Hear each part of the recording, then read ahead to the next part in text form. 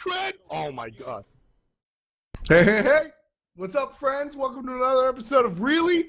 It's your boy F. Dot, joined here by, of course, Eager's very own Krett.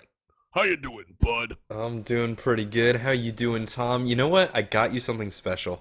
Well, first of all, let me answer. Yeah? I'm doing okay. What'd you get me? The same thing I get you every month. What'd you get me? Oh, Krett! That's right, dude. We did it. Sub. 7 months in a row. I know. I hate myself for 7 months in a row. It's great. Nah, you're such a nice guy. It's probably because you're so fueled up today. I am. I did my laundry 2 days ago, and I haven't put it away yet. Nice. Mm-hmm. Well, I've appreciate been playing the Fallout support. instead. It means a lot that my co-host supports the channel that he's on. Yeah. And that's a big part of things. So, this episode of Really... Yesterday we said we were going to talk about Europe, but we never do that. So instead, let's talk about Fallout 4. I've been playing the shit out of it. It's Did I really even talk fun. to you yesterday? No, last episode. Oh. Yeah. You've been playing Fallout 4? I've been playing Fallout 4. It's really fun. I've decided that I'm going to buy a safe, and I'm going to fill it with, like, toothpaste and chocolate bars and, like... You can get a safe? Stop spoiling the game! And, like, one of these things, you know, it's No, like the no, cap no, for, like, no. a audio cable to go into a bigger thing. And then someone in the future is going to find it, and they're gonna be like, man, why is all this toothpaste in the safe? And that's Fallout. Oh, I see what you're saying. Yeah.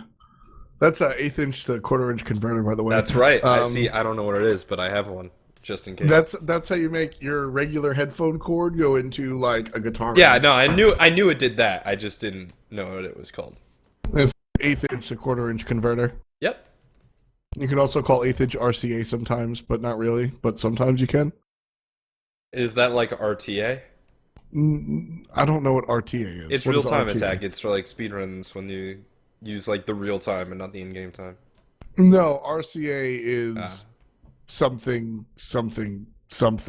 Yeah, my dad used to do audio, or not my dad, my brother did audio stuff, and then he retired. You have a brother? Yeah, I have a brother. He's like 50, and in the 90s, you know when, like, so I grew up in Connecticut, and in the 90s when people, like, were rich and were like, I want to have an audio system wired into my house. My brother did that. So as you can imagine, he made fuck tons of money.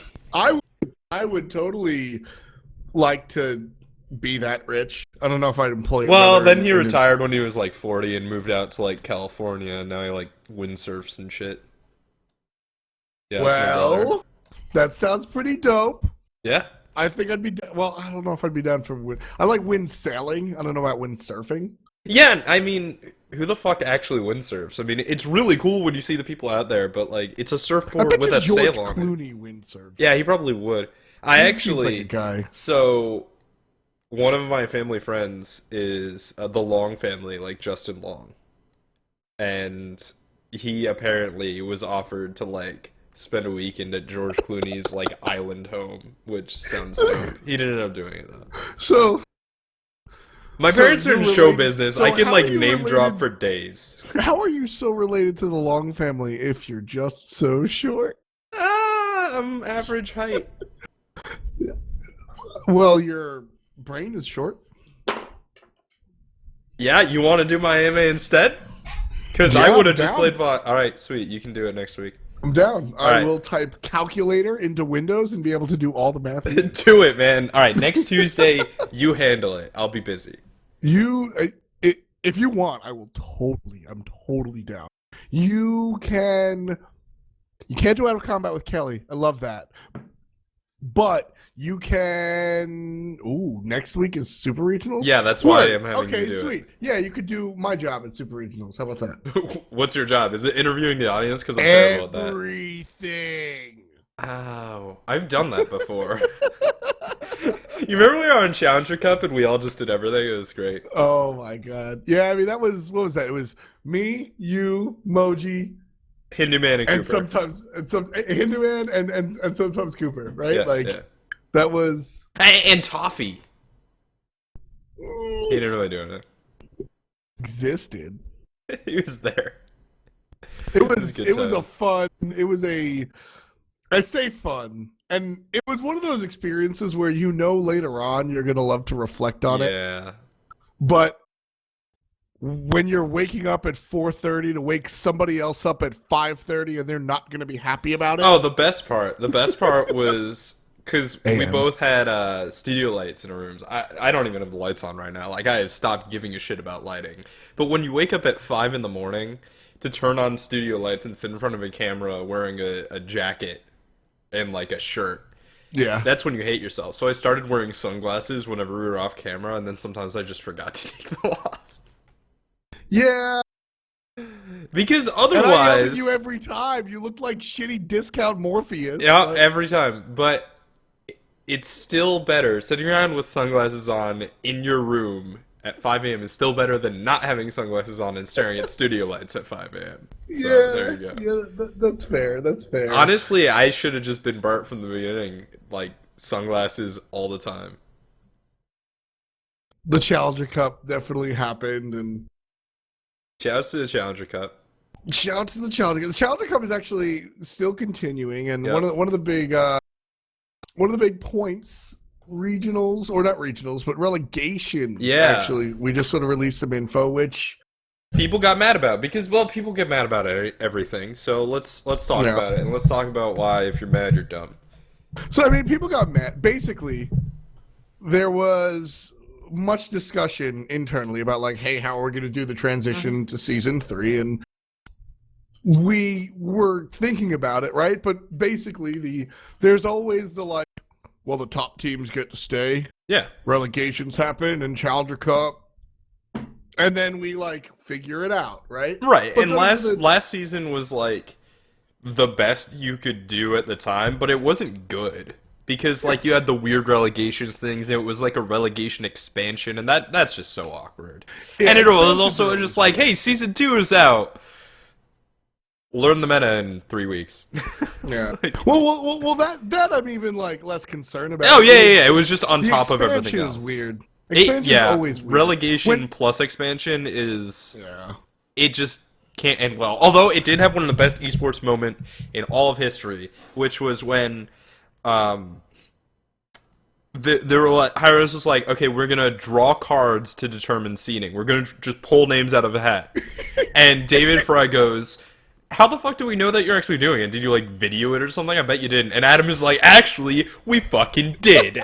And then he posts a YouTube video of F. Dot drawing names out of a hat. But the YouTube like- video was edited, so it totally could have been Chris Angeled. Oh my god.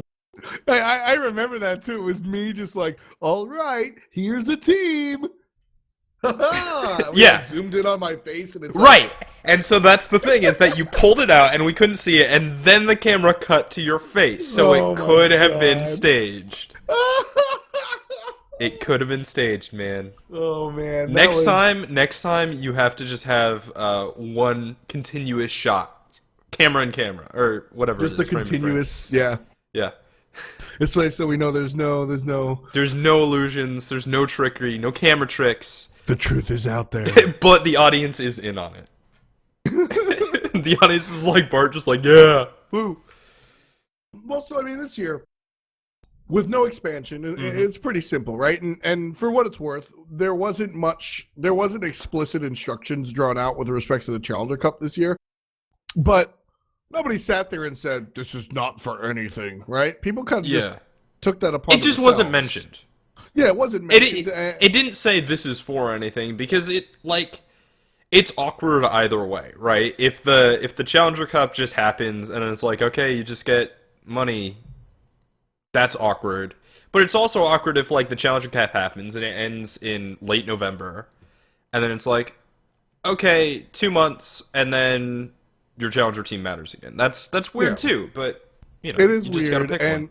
exactly. I mean, it's weird, and it's one of those things. It's one of those things that like there's still a season going on, right? And for what it's worth, the pro league teams that are relegating out also kind of get hit with that end of the stick. So it's across the board.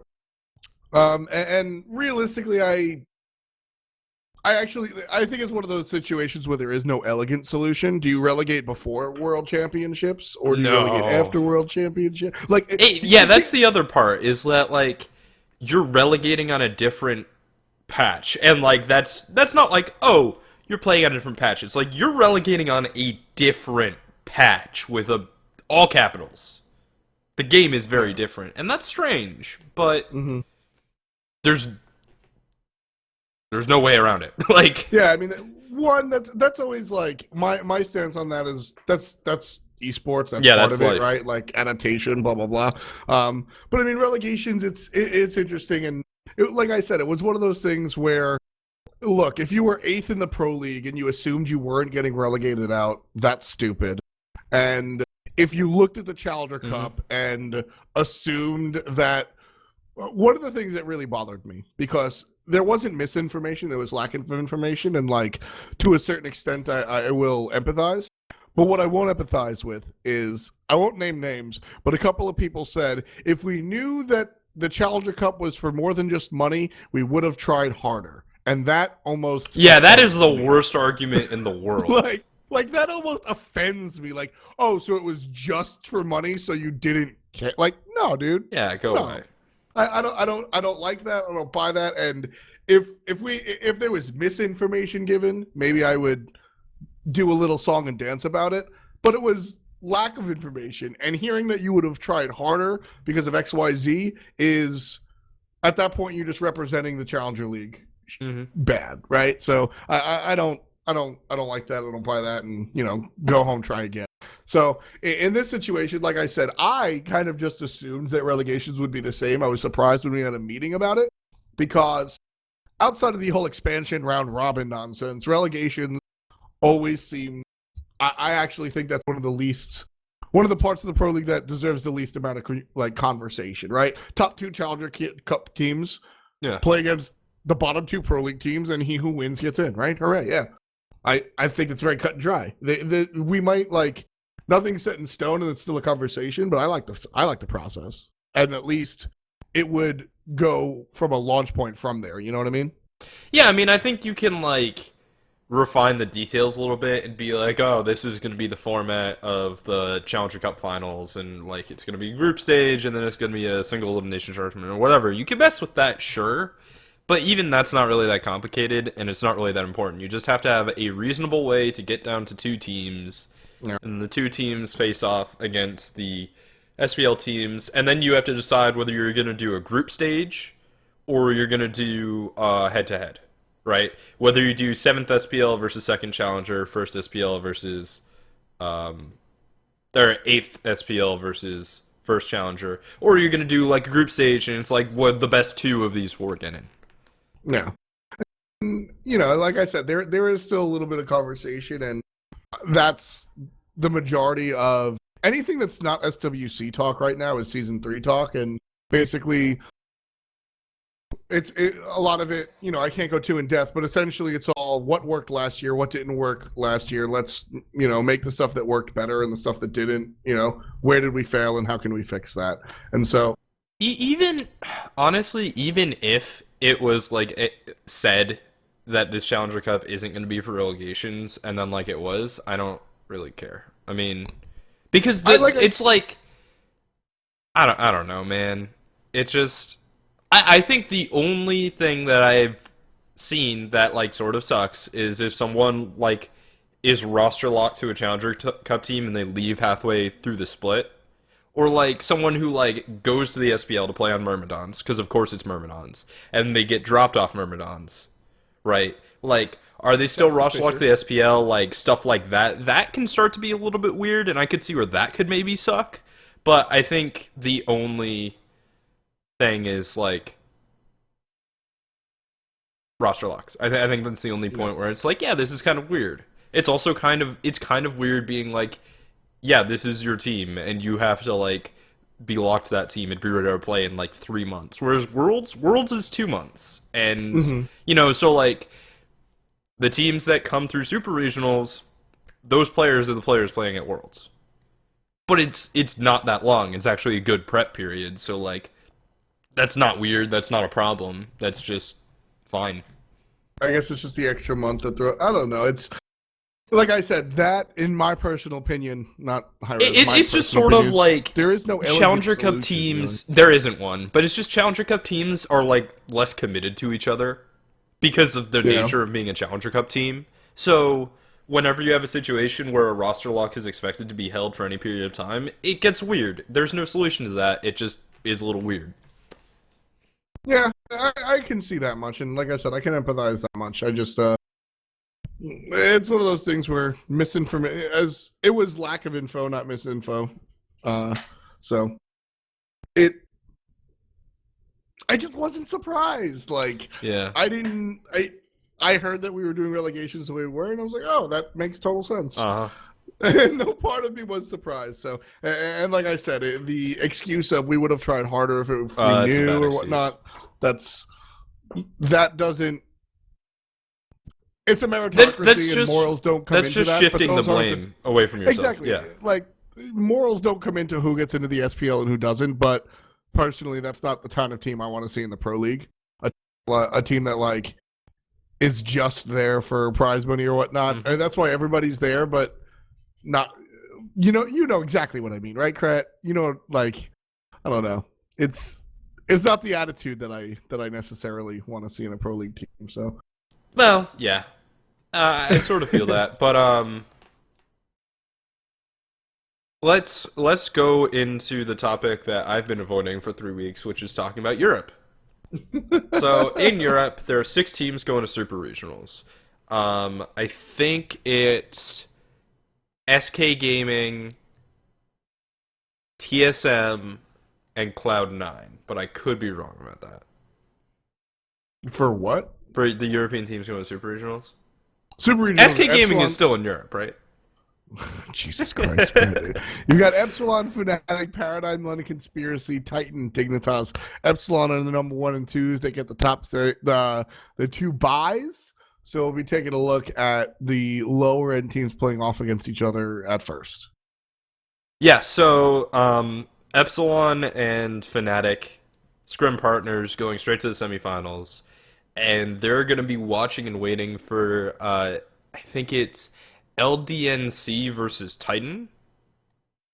Yeah. And then that goes into Epsilon. Mm-hmm. And then Conspiracy, yeah. And then Paradigm versus Dignitas. And that goes into Fnatic. I'm impressed. The reason I know that is because I was talking to a friend, and I was like, yeah, the top 4... So the EU teams are boot camping, and to my knowledge, I don't think any NA teams are. Which is interesting. But that's like everyone but London Conspiracy is boot camping, and that's super cool. So I was like, hey, aren't all of the top 4 European teams boot camping? And then I was like, wait, Titan's not top 4. And then I tweeted about it. I made the joke because honestly, it's really hard. London Conspiracy is an inaccessible team. None of the players have a public persona.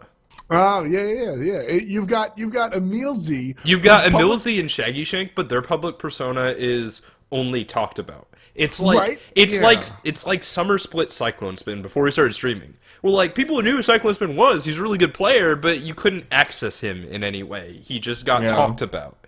I feel like Emilzy and Shaggy Shank less so. Emilzy's like public persona is presented by me, you, and sometimes Bart when we talk about that regionals so long ago about him walking around with an iPad and like how cool that was, right? Yeah, like, totally.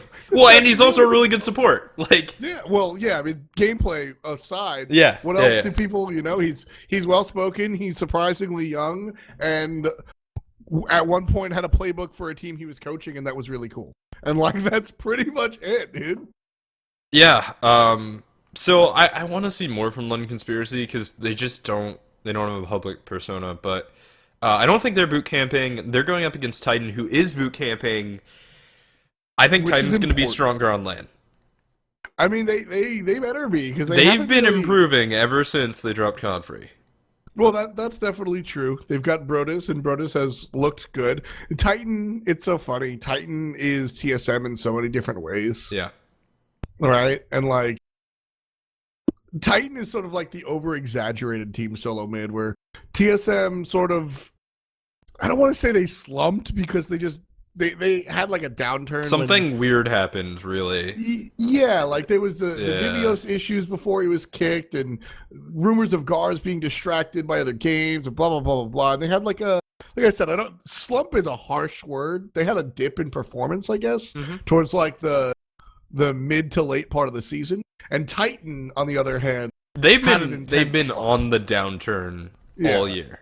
Exactly, and like so the slight slump that TSM was exaggerated more in Titan, right? And they replaced their soul later, and they had the same like you take one step backwards to take two steps forward type deal, synergy, blah blah blah. It's just Titan is the team that made it to finals at Worlds. Yeah, they finished the fall split 12-16. Yeah, it's shocking, but that's what happened. At the same time, Titan got to Worlds not through online play. Not really. They got to Worlds through LAN play. So, we're going to see them on LAN, and I think going up against a less veteran LAN team, especially because Titan has had 4 of the same players for a very long time. So going up against a less veteran LAN team, I think Titan could just completely dominate. But I would I want Titan to win, mostly because I'm friends with Pretty Prime's girlfriend. That's my personal reason. That's like the closest I have to a friendship with anyone from Europe. That's like my European friends are Pretty Prime's girlfriend and Lydia. Really? Yeah, I mean, it's just like as I talk to you on a regular basis. I'm not like I don't like hate Funball. I don't really have anything against Funball. He's a nice guy. I hate Cubo Fred though, because when we were at the launch tournament, he stole the last croissant from me, and he is a motherfucker. Cubo Fred, I'll never forget. All those dudes are funny. Cubo Fred, they're hilarious. When he's at LAN, needs like a quart of milk. There's like no milk in the office, but he requires milk in the office, and like he'll like. Can you hook us up with that? Like with stuff milk? like that? No, with just like stuff like that. Is that something that can happen? Because if we could get to the studio and just someone could hand Mike a nice cold glass of apple juice, that would be great. No, there's a gas station on the corner. You can do it yourself. Okay. Can we bring beer? No! Damn it! Shit. How do you expect us to win? Not allowed. Not allowed. Can we drink outside? If you get apple juice containers, I mean, I'm not going to check them. So, I mean, there's that. But I don't know. Realistically speaking, Krett, we're taking a look at this Titan London Conspiracy matchup. Yeah. I think it's probably closer than most people think. I do personally think Titan winds up on top in 5 games. But they're really close teams. Yeah, they are, and unfortunately, I feel like it is a fruitless endeavor. Because you don't think they're going to beat Epsilon, yeah, obviously. No, I mean, neither team. The only thing I could see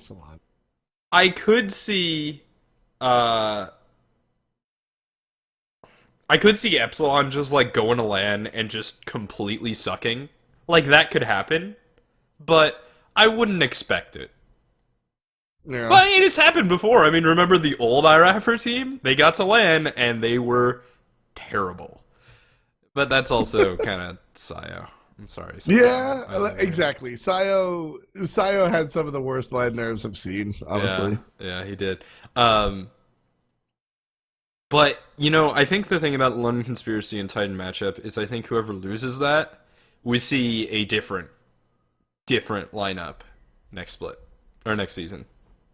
I think whoever wins, they'll stick together. It's what's interesting to me?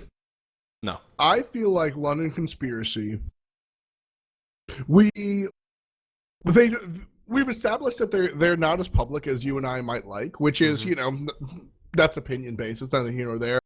No, I don't have opinions, I have facts. I mean, like sometimes that doesn't matter. Look at Team Solo Mid, right? None of them fucking stream, and that's kind of true. I think Team Solo Mid is a little bit carried by the fact that they've been in the scene for 2 years. Yeah, And a yeah, little bit that. carried the fact that they're Team Solo Mid. So you just look at them and you're like, oh, it's Team Solo Mid. Whereas Exactly. I also don't know that much about London Conspiracy as a brand. That's very true.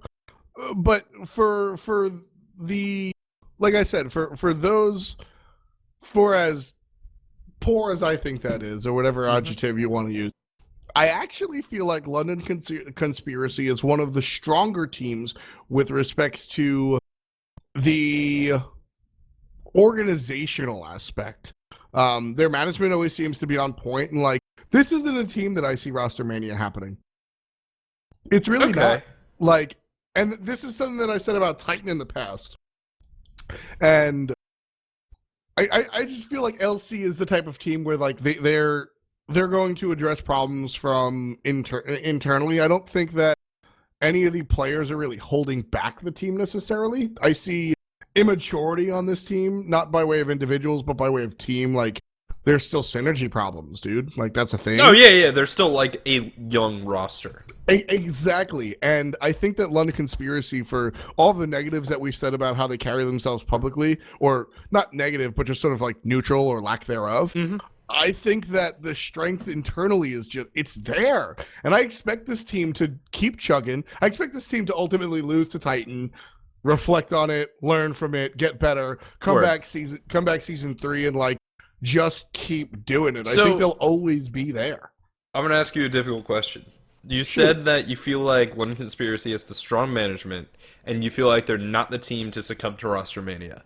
Yeah. Do you think that will cause a problem for them, like it did with Titan?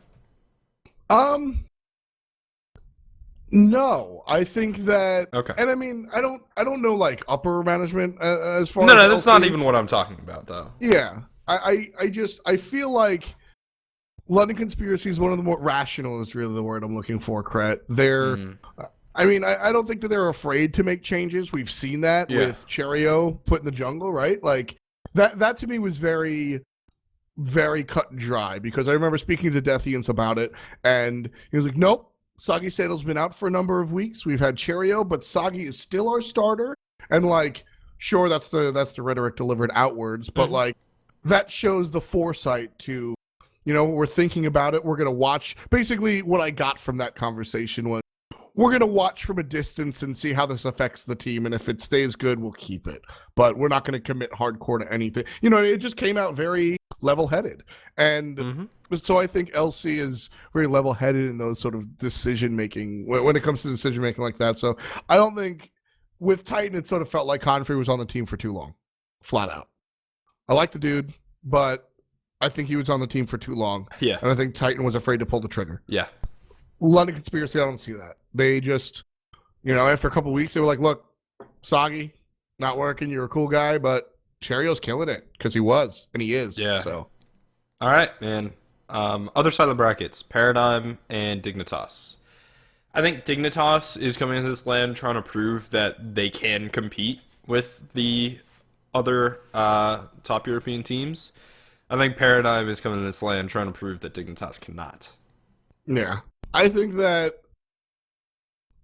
both of these teams step it up for LAN, and I think this matchup winds up being closer than we expect. Yeah. I know the joke is always that you don't follow Europe, but you're also busy doing your own thing in North America. Yeah. Realistically, how much have you watched of these two teams? I mean, I've watched the SPL. I haven't watched them since the SPL, but yeah. So I mean, like my takeaway here is that we see. I think realistically, we see a 3-1, maybe a 3-2 if Team Dignitas overperform, but every single game will come down to the wire. I feel that, yeah. Okay, I can see that. I think we're guaranteed a 3-1. I think it's either that, like the close games down to the wire, or I think Paradigm just comes in 3-0 nothing, like it's nothing. It's one or the other. If that's the case, Fnatic are in trouble. Yes, I think Paradigm can totally do that. I mean, that's the Paradigm that we've seen hints of throughout the fall split, but we haven't really seen. It's the Paradigm that says we're not going to lose another game for this entire split, and then they don't. So We'll see. It's crazy because, like I said, both Team Dignitas and Paradigm are going to step it up, and if we see an overperformance out of Dignitas, which is totally, I think that Totally possible. it's funny because Shadow Nightmare has gotten due credit this split. Yeah. And even with the amount of credit he's gotten, I still think he's undervalued by a lot of people. Shadow Nightmare is like, if you look at... He's really good. If you look at mid laners in Europe, he's top 4. I think you've got Epsilon, Fnatic, and Paradigm, and like you don't really touch Lobster. You don't really touch Zeros. I think you're you don't really underestimating Pretty Prime. Pretty Prime. I think Pretty Prime is in contention for number 1. Okay. Oh wow. But in a completely different environment from Yemen. See, I would have agreed with you last year. The reason I say that is because it is impossible to judge how any individual player in Europe is doing if they're not on Epsilon. Yeah. Because Epsilon just makes everyone else look like they're in kindergarten. But I think if you remove those Epsilon games, you can see very strong mid lane strength out of Pretty Prime. You can see very obviously out of Zeros. I think Lobster is a little bit of a sleeper. Like that's just not what he does. He's a support mid laner. I think Shadow Nightmare is inconsistent, maybe not by his own nature, right? Maybe it's like I think Shadow Nightmare's play is inconsistent, but I don't think that's necessarily his fault. I think that might just be a function of like his team and how they play. Shadow Nightmare suffers from like hero ball syndrome, where sometimes he's just like, dude, Renz is 0-9. I've got to make this play in the enemy jungle. Well, and sometimes someone else is 0-9, and what can you do to make yourself look good? Someone's 0-9. Yeah, like Shadow Nightmare is just like, man, Frezzy dove their fountain again at 17 minutes. I've got to do something. You know what I mean? Yeah, totally. So Shadow Nightmare winds up picking up a lot of the pieces, and it's funny because you see how far down Team Dignitas is, and I think the guys are talented. I actually think that Dignitas is more talented than 6th spot, but I think Europe is just super weird right now. Europe is so weird right now. It's so weird because of the power dynamic. Like, I feel like if you want to talk about Europe, you have to remove Epsilon from the equation, and then you talk about top 5, and then you put Epsilon back in, and you just say, but Epsilon is like the best. Yeah, you know what's weird though about Europe? If you take North America top 6, right, and you switch them around, you're like, what? Because there's a very clear order. I think that Envy is the only question mark, and really that question mark is from the last 2 weeks. Yeah, I think you can throw some question marks in the top 3 in North America because it's close and Envy has been trending down, but like... If you switched Eager and Cloud9, nobody would bat an eye, but if you switched Cog and Cloud9... people or even like, Cog and Enemy. People would be like, whoa, that's not true. Yeah. But in Europe, I think you could switch... I think you could put Dignitas at number 4 and LC at number 6, and people would be like, yeah, it's just standings. Yeah. I don't think people would even partially because, I mean, I didn't even know what the standings were in the first place, but yeah. All right, so if Dignitas wins, we're not expecting them to, but they certainly could. And, I mean... I think it's a long shot, but I think... I don't think they're out of the question. I wouldn't say that matchup is even close to 70-30 in favor of Paradigm, right? Like, it's 60-40, and 60-40 means that Dignitas can win. If they do, how do they go against Fnatic? Dignitas gets spanked by Fnatic. Okay. It's just, they just... I think we see... No Frezzy for Worlds? No. I think what we see with Dignitas versus Fnatic is SPL. We see Shadow Nightmare step it up, and he goes nuts, right? I say we see Shadow Nightmare go nuts, and Frostiak goes nuts, and Variety does his thing, and it's a 3-1. Yep. And that one game is strong, and then... basically, I mean, I can even go in more detail. I think that Team Dignitas versus Fnatic is a 3-1, the first game going to Dig. Yeah. Because they're like, we're so high, we just beat Paradigm, holy shit, look at us go. Frostiak is on a tear. Variety's killing it. Shadow Nightmare's the man. And then Fnatic is like, all right, chill. And then they just wreck for 3 Yeah. games. All right, but Paradigm against Fnatic. I think that's anyone's game. I think a lot closer. And I think that depends on how Fnatic and Paradigm go. It depends on 2 things. I think it's the momentum from Paradigm versus and momentum is hard to keep because there is an entire rest day between. Yeah. It's NAEU. Yes. So there's an entire rest day. You got to somehow keep that momentum. But if Paradigm has the momentum, they could very well take that series. On the other hand, Fnatic is sitting there. They're waiting. They're watching an entire best of 5 with Curse Voice listening. Yeah. And for what it's worth, Paradigm, they're the team that's going to keep the momentum, right? Like, yeah. If any team, it's going to be tough carrying momentum over that. Paradigm will be the team to really internalize that, I think. All right. So, Fnatic versus Paradigm. I said before, there are 2 ways for the Dignitas Paradigm to go, and it's very close 3-1, possibly 3-2, where Paradigm comes out on top barely because Dignitas is overperforming, or Paradigm come in, they stop 3-0, and if it's the latter, we're going to see a 5-game series. They could also stomp 3-1, and that one is a game where they just pick something stupid. That could also happen. They're like, all right, now it's time to whip out the Ao Kwang ADC, and it's just good. Like, that could happen. Yeah. That's Paradigm. No, I mean, Achilles spear in every role. Dude, I 100% see support Robin coming out of that team. So it could happen. I mean, he's got a root. And he can knock people up by ulting through them. He's frontline. He's got a root. He's hard to kill because he's got the 2. He just flips. He's got a root. Yeah. Could happen. Totally it could happen. It could happen. That. But so, if Paradigm come through with a lot of steam and less about momentum and more about, it just tells me like the mindset of the team. Paradigm is all of these games are like, you know, equal part mental and physical, whatever. But Paradigm is definitely a team that can get in their own heads in both positive and negative ways. We've seen it happen, and so. I think if they come in with that sort of mindset of just kill the opposition, that we see a 5-game series that Fnatic has the upper hand. We're talking 52-48. All right. Very close. Here's the question. Are you ready for the Barraccuda's Rancid McDouble bonus round? Oh my god. All 6 European teams show up. All of them get food poisoning on a player, and they all have to play with their subs. What's your power rankings now? Fnatic wins everything because Ependary's a god. Okay. True. You've got Youngbei on Epsilon, so I think they're still number 2.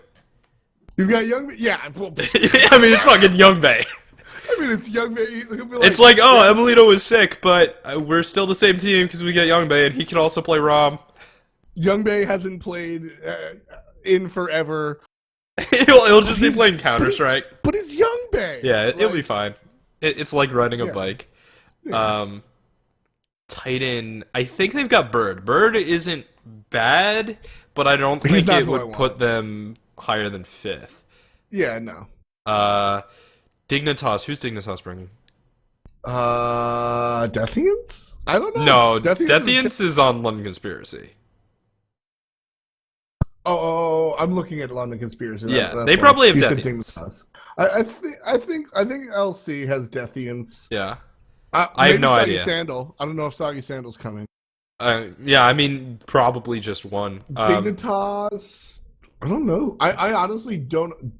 DQ Scrub? If it's DQ and Frezzy's sick, the team doesn't change that much. Because DQ was a decent support. Yeah, chat's saying it's DQ Scrub. It is DQ? Okay. Chat says it's DQ Scrub, and Iran says DQ Scrub with the feels bad. And I think that's the appropriate LC is bringing Soggy Sandal, so that's fine. Yeah, they're probably still fine. 4th, maybe 3rd. Yeah, I think Paradigm, do they have to play with Zimstar? Or is it Dazer? Which is worse? Well, with which Zimstar, is better?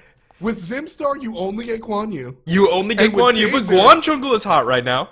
And with Dazer, you get to choose between Kabrakan and Odin. Like, All right, so I think Elsie goes up to third. Wait, do you get Lydia? So I think Elsie goes up to third. Paradigm is fourth if they get Zimstar, fifth if they get Dazer, and sixth if they get Lydia. All right, yeah, okay. Zimstar still stays number one because Guan Yu is the hottest. Yeah. Guan Yu jungle, no problem. You got London Conspiracy. You got Soggy Sandals, so I think they just depend on like where the other teams are. Yeah. Dignitas probably staying fifth or sixth, and Titan. I don't believe in Bird. I think it's fifth or sixth. Yeah. That was fun. That was really fun. The Barraccuda Rancid McDouble bonus round. So I mean, all right. This is the European episode, but we didn't do the Rancid McDouble round for North America. You want to do it? So Envy has Cajun Agent, I think? No, I don't know who they're flying with. They have Korea as a sub, but he might not be coming. If it's Cajun Agent, they drop a lot. What if it's Clumsy? What if Clumsy quits his job and it's Clumsy Death? Then they stay in the same spot. Well, it depends. If Kiki is sick, they're good. If Incon is sick, it doesn't matter who they have. Envy is fucked. That's true. If Weekend's sick, they play a little better. So Eager, who's your sub? That's me. We're screwed. Oh, yeah, I know. I haven't played Smite. I only play Assault, man. It's bad. Oh man. Yeah, but I played a Merc game in Assault and I wrecked people, so maybe I'd whip out the Mercury. Real talk. Cloud9 has Whirlwind, which is good. That's sure, if you lose your shot caller, that totally sucks, and all the members of Cloud9 are dope, so you're losing something. But Whirlwind is probably the best North American sub. Let me clarify something real quick. Chat, I was kidding about Weekend. He's like the shot caller for Envy. You can't really replace him. He's really important. Oh, what about for their team. Naw? Naw's not your sub? He is a listed sub. Our listed subs are me, Naw, and Wolfie. We list Wolfie every week just in case. Wolfie. Yeah, I insisted on it. I would take Naw and his Xbox controller over you. Okay? Yeah, no, me too. I don't want to play. Wait, can you just summon one of the Xbox dudes with a controller? Dude, Air Cougar! Can you just No, wait. Voice? Mike's gonna get sick and we're gonna play Jelly. Dude. Yeah. Jelly's good. Jelly got a through-wall blind Sylvanas pull with an Xbox controller. I'll take Jelly. Jelly's good, man. Jelly's good. Yeah. C9's in a good spot. TSM is if Ionic is sick, the team does not change. They've got Jigs. They have the same god pool. They are the same. They both play oh man, yeah, it'll be fun. The same, yeah. Cog. Who is Cog's sub? Who is Enemy's sub? You just skipped Enemy. I don't even know who Enemy's sub is. I don't know. I don't know. Yeah, I just don't know who Enemy has a sub. Know. Cog, I can see Shaywaz subbing in for Cog. Yeah, they probably do I can fine. Totally see Shaywaz. For those of you at home, Shaywaz is Kiki's fiance. I can totally just see Shaywaz stepping in and be like, "All right, guys, I got this," and Aurora going, "Okay."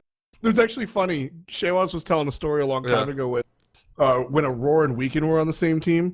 They had to find a sub, and it was one of those just call whoever.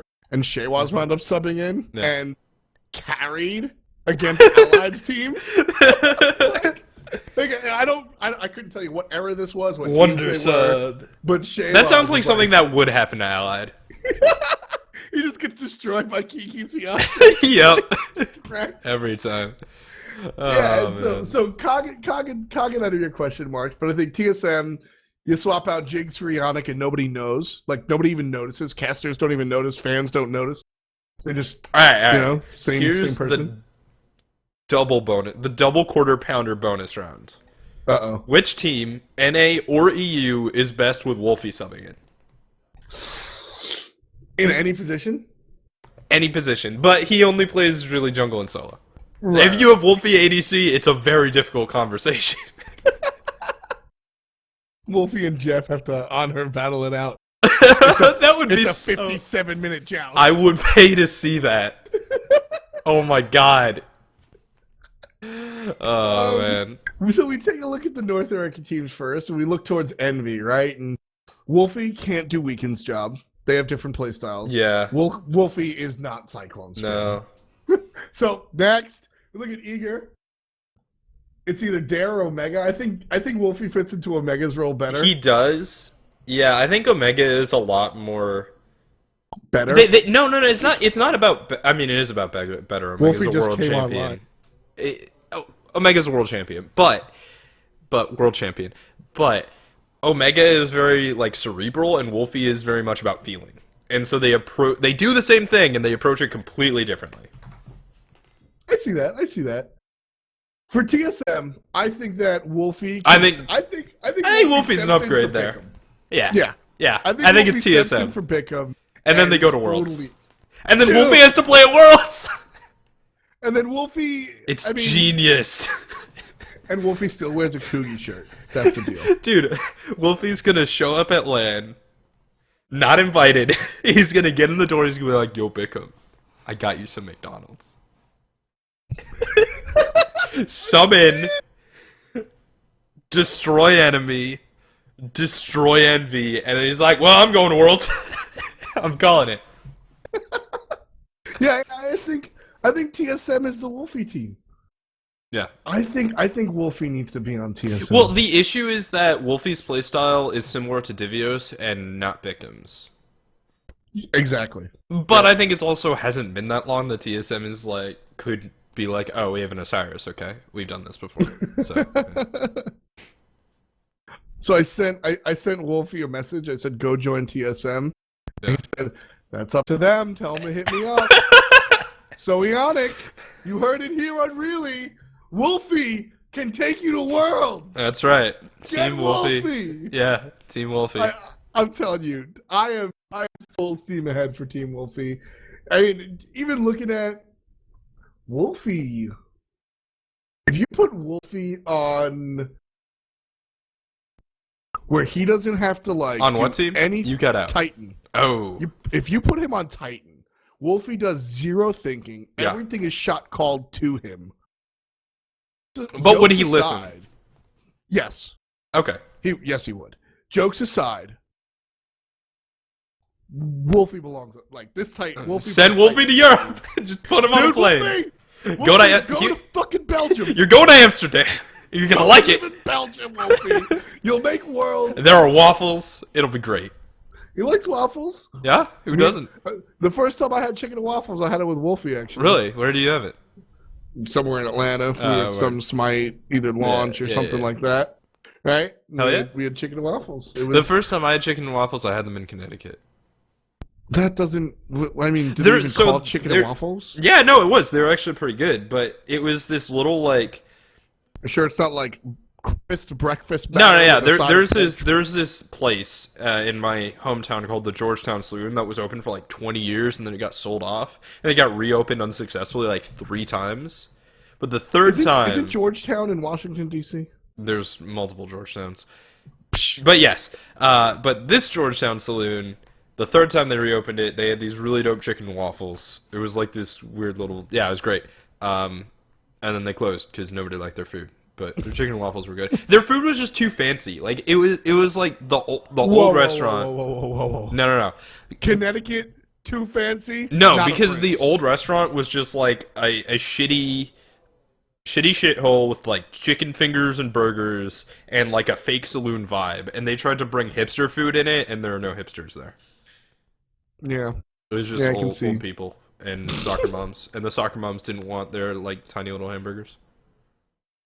They're called sliders. And they had macaroni and called cheese sliders. in like an aluminum can, and it was really good. It was weird. What Anyway, was that noise? that was Drew.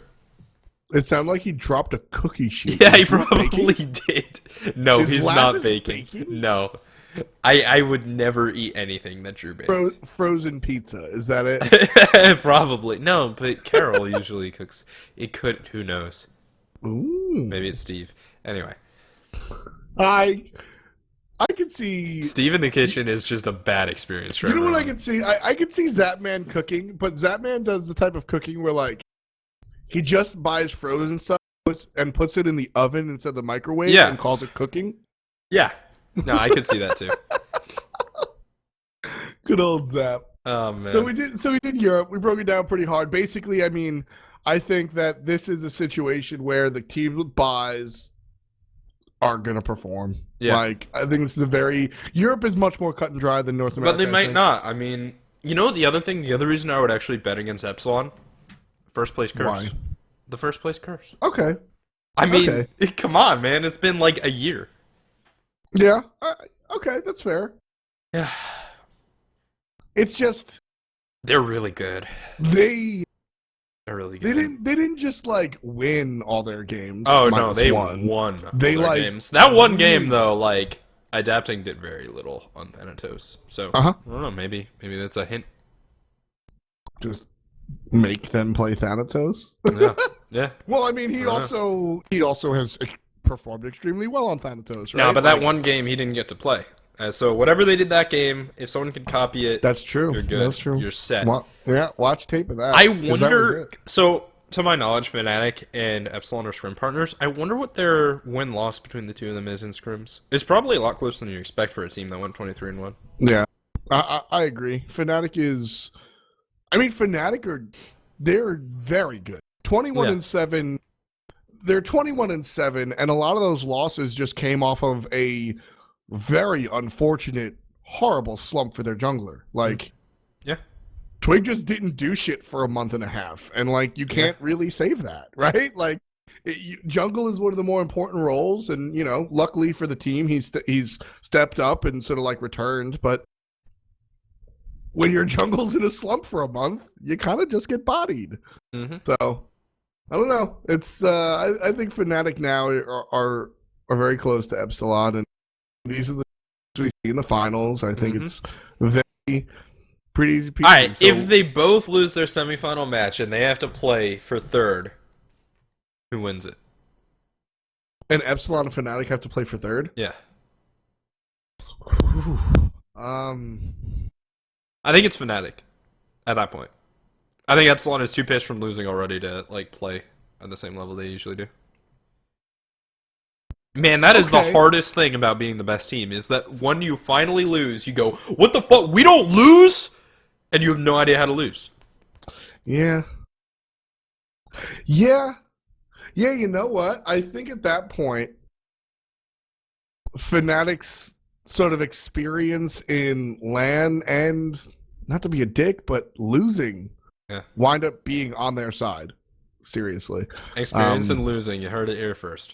That's a thing. Because you got Rafa, right? And the Omen Challenge was good for Epsilon. It's not a serious LAN, but it's just an opportunity to meld and hang out and stuff.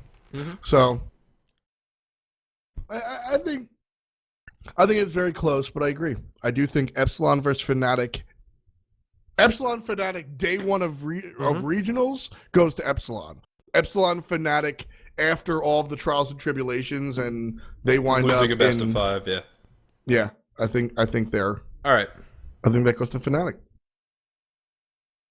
That's Europe. I have one topic that I want to talk about, a little bit of a rant. I fucking hate tier lists.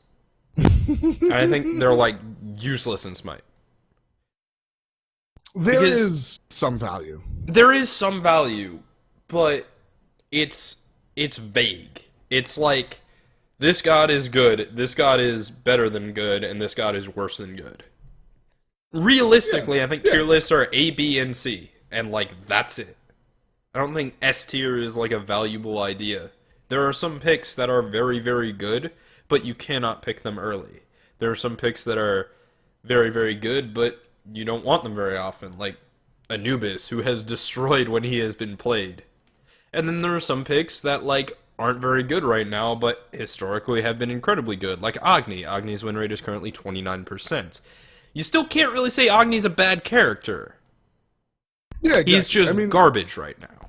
I mean, Smite is all contextual, right? Like, Agni is garbage right now, but if you have early game in other spots of your team, most notably the jungle, and you're lacking hard CC, guess who's fucking awesome? Agni. Like, it's, you know, it's one of those, like, that's the thing with Smite, where there are definitely some gods that are better than others. Listen, as much as I love Hebo, he's not going to be top tier because of the nature of how it's too situational, Just But like Avalanche. there is certainly a situation where Hebo will be a very strong pick. Like there, I just I think tier lists restrict people's thinking in ways that aren't healthy. Because the other part about it is I think the that's where other part about tier lists is they're not actually useful for anyone. Because if you're not playing competitive, the tier list doesn't apply to you. That's like it's like this is a competitive tier list. So yeah, I mean, first of all, competitive play is actually more complex than that. So you can't really argue that a competitive tier list is going to tell you anything. Otherwise, I'd be like, well, Incon released a tier list. So when TSM or enemy beat each other, they're going to go to YouTube and they're going to be like, oh, Incon values this pick, this pick, this pick, this pick, this pick, and they're going to know his entire pick and ban, and they're going to destroy him. If tier lists were actually good, that's what would happen. But they're not, and that doesn't happen, so that's just a little thought as to why tier lists are content. They're content. They don't actually have real value, but it's like something to talk about. The fact that tier lists exists. I like the fact that tier lists exists, but people... my problem is the way people sort of take them. Like, oh, you picked what a horrible idea. You are the worst. And it's like, well, no, because of XYZ, situational picks, etc., etc. But it's also like, if you're in casuals, tier list doesn't matter at all. Well, yeah. If you're in ranked and you're kind of low elo, tier list doesn't really matter at all. Well, the tier list that the pros put out don't matter. And Kelly and I spoke about true. Is that like the idea of metagame for the entire population of the game is insane. Is totally incorrect. Yeah. I played ranked this weekend and I crushed it for what it's worth. Fuck the haters. Yeah. And I'm gold. Who cares? I'm gold something. I don't ban Krett. No one can play it. Yeah, exactly. Krett is top pick, top ban, and also one of the most difficult gods to play. The reason she's top pick, top ban is because of the impact that a professional level player can... The things that you can pull off with a blink... But in gold, people just fuck up their catalysts because they don't know that you have to do 2 and then 1 and then auto attack. Because if you do 2 then auto attack, you just fuck yourself out of like massive damage. People don't know that in gold. And you see it. You actually see it. That's why there's a different meta for Xbox, because it's not skill level, it's like controller level. You can't turn around fast enough to get out of Medusa's shit. Kumbhakarna has a AoE peel mechanic. Yeah, right? so the blink mez is much easier to use. Exactly. So it's all about not just situational per game and per pick, but it's situational for skill level and the scenarios you're in. So when you're following like either whether it's DMs or incons or fucking Getfishers tier list, shouts to Getfisher. You have to realize where they're coming from. It's different from your little silver games. The only thing that I could see an argument for a tier list for would be like, oh, well, what about challenger teams or teams wanting to become challenger teams that are forming? And if you're a challenger team, don't use a tier list. Just look at professional games and watch them and think about it yourself so you can actually learn. Because if you just look at a tier list, it's not going to do the same thing as watching a week of SPL play in North America or Europe. Probably want to stick to your region because that's more similar to your challenger play style. And learning from what they're doing. I just don't see... I don't know who the player is where a tier list is legitimately valuable. They can be fun to read, they can be fun to make, but I just don't think they actually do anything. Well, I'll play the other side of the coin. Okay. I do like tier lists because patch comes in, gods get nerfed and buffed, right? Incon puts out a fucking 3-hour video on his tier list. Incon, I love what you do, but goddamn, that was an hour and 15 minutes of a tier list video. Jesus, was it really? Yeah. Oh my God. Incon puts out a tier list video, right? And for me, it's just like, listen, I really like Hebo. I want to play Hebo, but he's down so low. I should probably invest my time in a different mage. Let me try out Isis, right? And like, it's not cut and dry. I don't go Isis above Hebo, therefore that's the way I do it. But it's sort of like a fuzzy gray area. No, Yeah, no, we totally. just go. All right, I get it. It's sort of like I think I think the all right. idea of a tier list is that it's most useful when patch changes come through, but it Yeah, of also has to course. be the right. Dude, people are like, "Oh, the patch changes. Sovereignty lost 5 protections. Should we stop building sovereignty?" No, it lost 5 protections. You will not notice the difference. It's fine. Yeah. Unless you're a professional player, you could probably keep building whatever got nerfed, and you'll continue to do the same damn thing. That's very true. Yeah. Yeah, I mean, it's just when it comes to items and stuff. But I like tier lists. I'm glad they exist, and you know what they really help? Yeah. They help the less injected player know what's good and bad. And I picked 2 terrible descriptors on purpose because your ISIS argument is terrible. well, no, because ISIS is good and Hebo is bad. Yeah. Right? And there are larger conversations that Hebo is better than bad and ISIS can be poor in the wrong situations. But at the end of the day, flat out, ISIS is good and, X-Mage is bad. You've got Zhonghui is good and Ravana is bad. Yeah. And there are interesting conversations to have about that stuff. Yeah. But for somebody that wants to go into Conquest and have a middle of the road time, I'm just going to pick I think stuff on part the, of it- the tier list. I think part of it is that the tier list strikes a balance. It's just a bad balance. Because it's between saying, oh, Zhong is a good pick and Ravana is a bad pick, and actually talking about why Zhong is a good pick on a really deep level that I'm not going to talk about, but I could. Right? Or why Ravana is a bad pick on a deep level, which we could have that discussion, but nobody cares because it's Ravana. And the tier list is right in the middle, and I don't think that's valuable because it's not really enough to actually learn anything, and it's too much to just be like Zhong.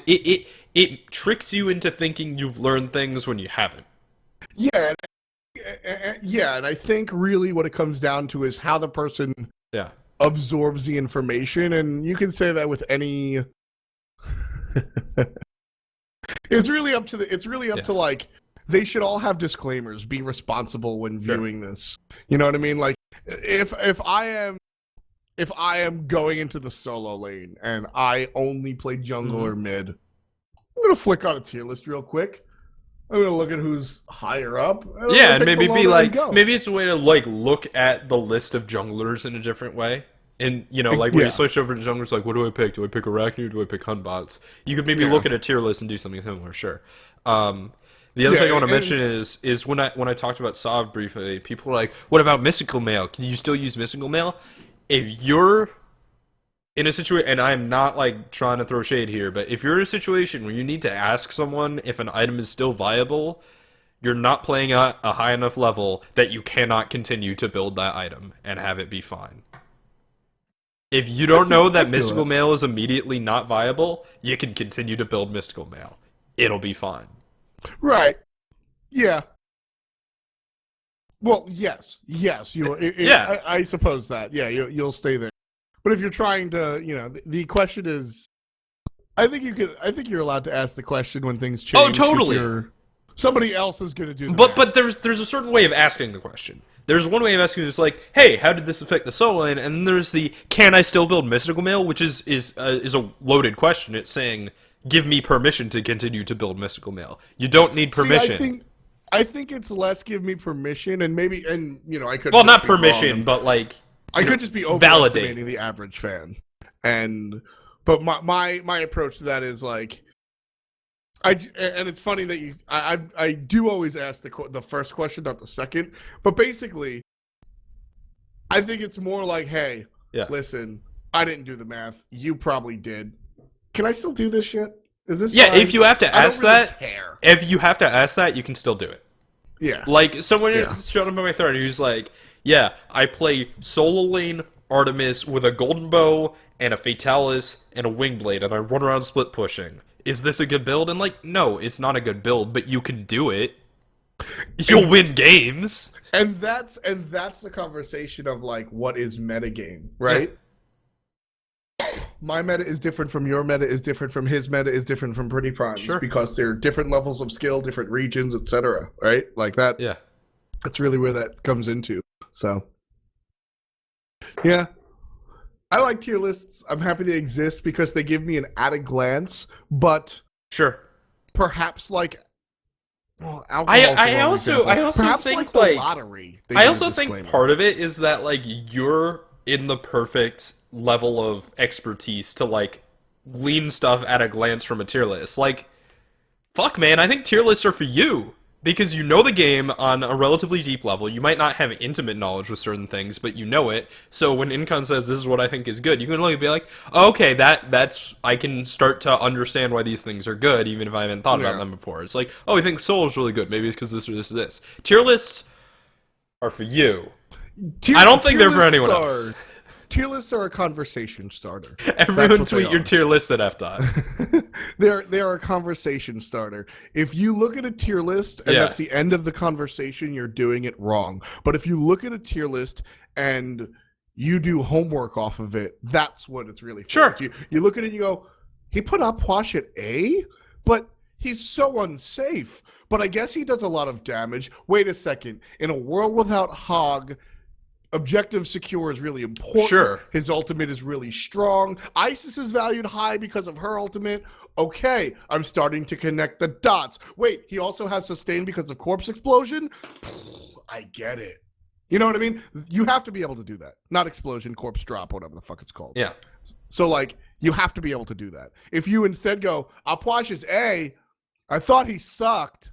Okay, I'm gonna farm people because I'm Apwash. Well, then you're doing it wrong. Yeah. and anyway, like, if you think a character sucks because you've seen them not perform well in your casual games, they probably do suck in your casual games. If you think a character's really OP in your casual games, like Zeus, they probably are. And if you see a character killing you over and over and over, and you just fucking hate Poseidon, you're just not very good against Poseidon. I mean, if you go up against me in your casual games, you think Chalk Mid is S++. Chalk Mid is the best. Apparently, I have like it was great on Xbox. I loved watching that game. I was so upset. I was so happy because Purified played Chalk Mid, and all right, like I love Chalk Mid, but realistically, he probably doesn't do enough in comparison to other mages to actually play it. Blah blah blah blah blah. But on a serious note, it's not the worst pick. You could definitely do worse. So. Chalk Mid gets picked, and in their comp, it sort of made sense. I believe there was like high damage elsewhere, so who cares? Oh man, dude, I love that game. And I was like, I get to watch TV get shit on, and I get to watch Chalk Mid get shit on. Oh, but I was so mad because it could have definitely worked, but Puri just kept diving 1v4. Like he was not built to die. No, TV. It wasn't Chalk Mid. It was Pure. That was like the 5th time Purified had ever played Chalk on Xbox or PC. That's not fair. That's not fair. That is an inaccurate representation of Chalk Mid.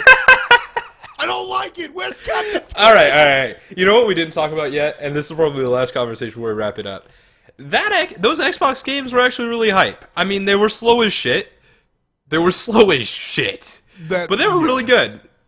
And, you know, I sat there and everybody fucking made fun of me for being Mr. Hi-Rez, but I was like, listen, when you watch the low-tier Xbox teams build meditation, they're not good. But the top-tier teams, I mean, they're people that have played PC or people that are just, it's going to be fun to watch. And you know what?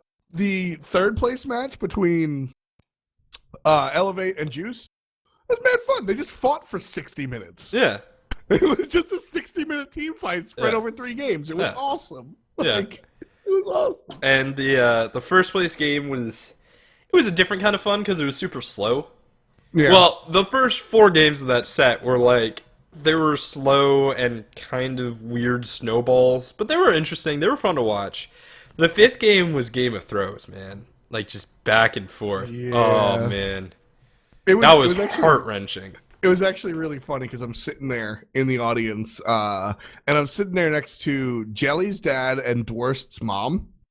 Oh, God. And Jelly's dad sort of like gets the game, but Dworst's mom is just like, "What's happening? Is this good? Is this bad?" And like, I'm just like, The amount of times I said, well, at this point in the game, don't even look at the gold. It's whoever wins the next team fight. Yeah.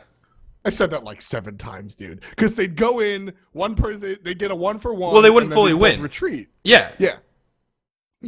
They'd like be like, oh shit, our hunter died, but we got their hunter, so they can't do anything, and they run away. Which, like, to be fair, is the correct decision. It was more the fact that they had these team fights where both hunters kept dying. Which, like, is not how you want to do that. You want to kill their hunter and have your hunter not die. But, eventually Eager got it, and I was really happy. Yeah, Eager got it. I think Eager probably deserved it, and I mean, shit, did you see the jelly play at the end of the day? It was so cool. Oh, man. Yeah, jelly was really good. It was just so funny because again, the parents are, hey, what's going on? Is this good or bad? And then they understood that they had to go crazy because everybody else was very happy. Oh, yeah. And that part of esports is very easy. Yeah, and like, she understood hockey like some of the other parents, some of the other kids had played hockey. Yeah. And I was like, basically, the goalie just scored the game-winning goal. Because it was a Sylvanas chasing down a Ho Yi. Yeah. Yeah. Basic. I'm gonna get you. Yeah. I'm gonna get you. And like, it finally happened, and that's what won the game, was because you couldn't back and defend. It was really funny. It was really funny. Yeah, man. Shit, that was heart-wrenching. I think the fact that like the Worlds qualification is spread out for Xbox, that's heartbreaking. Like, that is gonna really fuck with me. If Shing's team gets second again, ooh, that's right. And you've been in the scene for a long time, Krett, and finally you admit it. I've been waiting for that one. I can't hear you, and you're not saying anything. Word. Not asking you your opinion, but more just stating that sure. A lot of people that have been in the scene for a long time have negative opinions of Shing. And I came in after a lot of the established people. And I never saw the like shitty side of Shing. I really didn't. Have you ever watched Wolfie's stream? Because the shitty side of Shing is sniping all of his ranked games. I'm fine with that. It's great. It's hilarious. I love Wolfie's stream. I love it. So I'm sitting here and like, I am very much like, if I make my own decisions and my own judgments and what other people say belong, right? But I have only known Shing to be passionate about the game, try hard, and just like be a member of the community. And so I'm rooting for him hard. Well, I think part of that is that some stuff stays between pros. Yep. But I think, Shing also does really care about Smite, so I want to see him at Worlds. Exactly. And I've spoken to Shing a lot over the past like month or a couple of months or so, and I'll tell you flat out that the passion is real, the desire is real, and I don't know. I definitely see that, maybe Shing probably wasn't the nicest guy or did XYZ in the past, but I think he's a little different guy. You gotta realize that at what point in our lives that we've been here, right? It's like 2-3 years. Shing's like, 22-ish, early 20s, He's right? grown up. He's all the difference between 18 and 21 is very different. So the thing about the Xbox scene, though, is it still has time to grow. It's still not mature, and it will be, but I'm really excited. I'm really excited to see it grow, because right now, I think it's safe to say that Clow and El Chapo are two of the best players in Xbox. What? But they are. Yeah. They're really fucking good. You know what? It's funny. It is funny. I met Clow. Is he a normal person? That's what I heard. It's funny. Day one, I gave him the shoulder. I was like, listen, you're Clow. I don't want to fucking deal with you. And he was just like very, okay, man. Like, sorry. Okay, no problem. And then day two, I was like, all right, Clow, what's up? And like, he like went outside for a cigarette, and I went outside and I talked to him a little bit, and just like, He's a normal guy, man. It's so weird, man. And you know, I kind of just said him. I was like, listen, Clow, I have wanted to slap you in the face so many times, Yeah. but you're a normal person. The here, worst thing in the so- world is waking up 8 a.m. to Admin Challenger Cup and having to deal with Cloud in your team speak. You can ask Hi-Rez Cooper about it. He will tell you at great length. But like I said, I mean, Apparently, he's a normal person in real life. I don't know. yeah, I mean, he was a normal person, and I hope, you know what I really hope? Yeah. I hope that the whole LAN experience takes away the, like, Layer of troll. All right. Yeah. yeah, like, there's these people behind these screen names that I troll all the time are, like, actual people, blah, blah, blah. I hope that brings out a realization in him, because he's a good player, and he is not he's never been, like, a hateful person, right? Sure. He's just always been a trolly douche. So that's the type of shit that I'm willing to forgive and forget if he sort of like grows up, I guess is the term. And from what I saw this weekend, he was totally fine to deal with and talk to. That's so. really weird. All right, guys. It was really weird. So shout outs to Clow. Shout outs to El Chapo. Shout outs to Clow. That's how we're going to end our show. See you next time. Peace.